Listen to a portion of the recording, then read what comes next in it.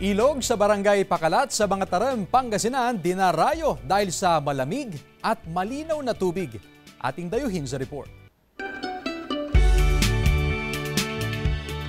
Isang tagong pasyalan ang matatagpuan sa pinakadulong bahagi sa barangay Pakalat, Mangatarem, Pangasinan.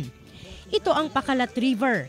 Mula sa sentro ng Mangatarem, bibiyahe ka ng 20 to 30 minutes para mapuntahan ang lugar.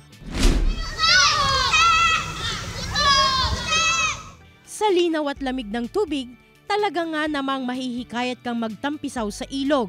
At gaya ng ilang puok pasyalan, may mga panuntunan na kailangang sundin ng mga bumibisita. Binibisita po namin sila kung may mga alak po silang dala. Doon pa lang po sa part ng checkpoint, chine-check na namin po kung may dala po silang alak. Kaya stricto po kami sa mga alak po, sir. Pagdating po sa mga long weekend. Bawal po ang overnight dito. Unsafe na yon para sa kanila. Lalong-lalo na wala pong nagbabantay na para sa mga mag-overnight.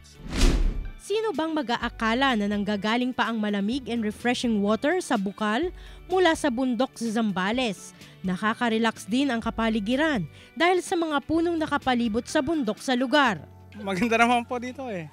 First time. Opo, maganda din. Malamig yung tubig. Bukas ang Pakalat River mula alas 7 ng umaga hanggang alas 6 ng gabi. Worry no more kasi may mga kubo na pwedeng rentahan.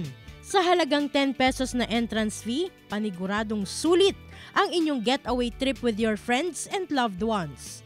Kasama si Ron Tanyedo, Glam Calicdan Dizon, One North Central Luzon.